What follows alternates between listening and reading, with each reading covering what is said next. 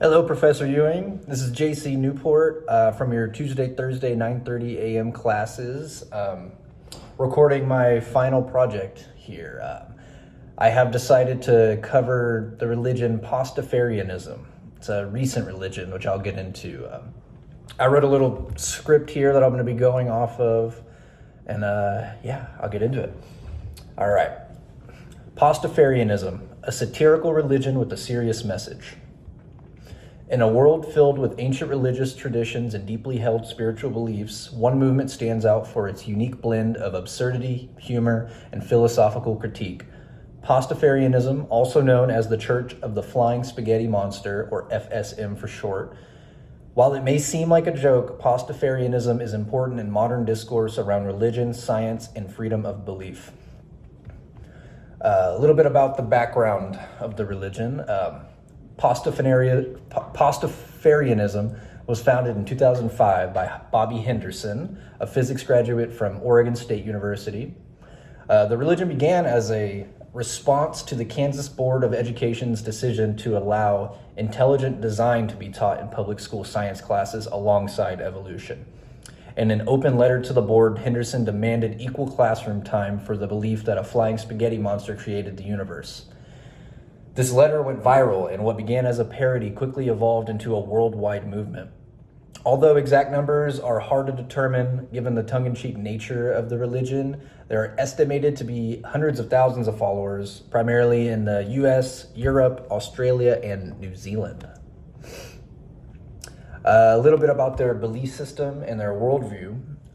At the heart of Pastafarianism is a belief that an invisible and omnipotent flying spaghetti monster created the universe, including mountains, trees, and a midget as the first human. The narrative is intentionally absurd, drawing attention to the logical inconsistencies in some creationist doctrines.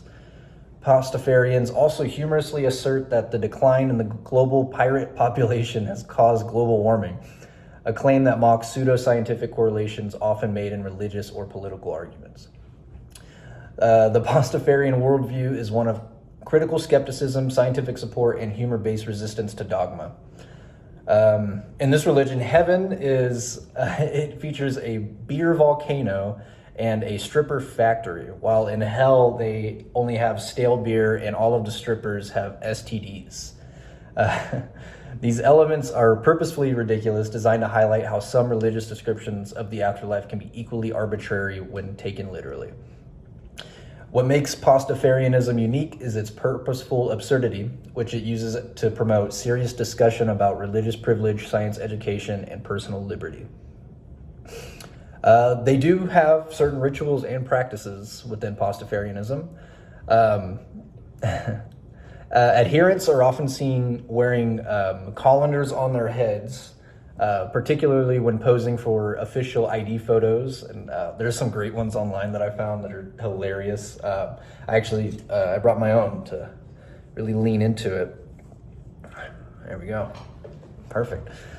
Some countries, such as the Netherlands and parts of Austria, have legally allowed this practice as a form of religious expression. Pirate costumes are also common, as pirates are considered sacred beings within their religion. I didn't have too much pirate attire, but I worked with what I had. Also, Fridays are designated as holy days, during which followers are encouraged to rest, relax, and enjoy life, ideally with the hearty serving of pasta. The religion also observes a non-specific winter holiday simply called holiday, which parodies the holidays of Christmas and Hanukkah. There is a sacred text within this religion. It is the Gospel of the Flying Spaghetti Monster, written by Bobby Henderson, and it outlines its beliefs, parables, and humorous guidance for living. And actually, they have, instead of commandments, it's 8 I'd really rather you didn't, which I have a visual copy of the Gospel, which I'll read the rather you didn't to you. So number 1, I'd really rather you didn't act like a sanctimonious, holier-than-thou ass when describing my noodly goodness.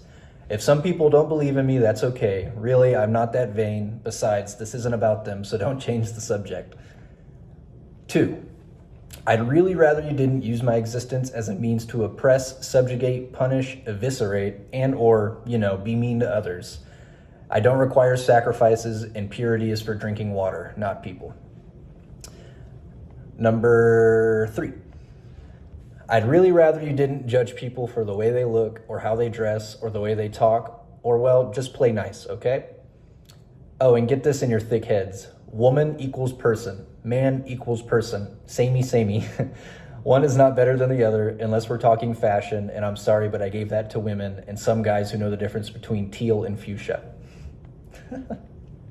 It's dumb. Number 4. I'd really rather you didn't indulge in conduct that offends yourself or your willing, consenting partner of legal age and mental maturity. As for anyone who might object, I think the expression is go F yourself, unless they find that offensive, in which case they can go do something else. Number 5. I'd really rather you didn't challenge the bigoted, misogynistic, hateful ideas of others on an empty stomach. Eat, then go after that bitch. 6. I'd really rather you didn't build multi-million-dollar churches, temples, mosques, shrines to minutely goodness when the money could be better spent in ending poverty, curing diseases, living in peace, loving with passion, and lowering the cost of cable. 7. I'd really rather you didn't go around telling people that I talk to you. You're not that interesting. Get over yourself. And I told you to love your fellow man. Can't you take a hint? And finally, number 8, I'd really rather you didn't do unto others as you would have them do unto you if you are into, stuff that uses a lot of leather, lubricant, or has to do with Las Vegas. If the other person is into it, however, then have at it. Take pictures. And for the love of Mike, wear a condom.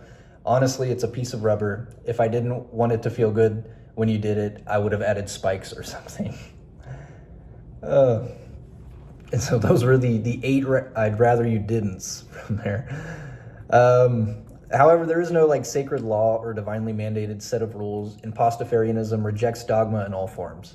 Its loose structure and lack of orthodoxy allow for a wide range of interpretations, making it more of a cultural and philosophical protest than traditional religion. What makes Pastafarianism unique? Well, I feel like the whole thing is unique, but it's unique because it's intentionally absurd yet deeply meaningful to many of its followers. While some people adopt a religion purely for satire, others genuinely use it to advocate for secularism, freedom of speech, and equal treatment under the law. In various countries, Pastafarians have engaged in legal battles to assert their rights to religious expression, such as wearing colanders in official photos or being allowed to officiate weddings.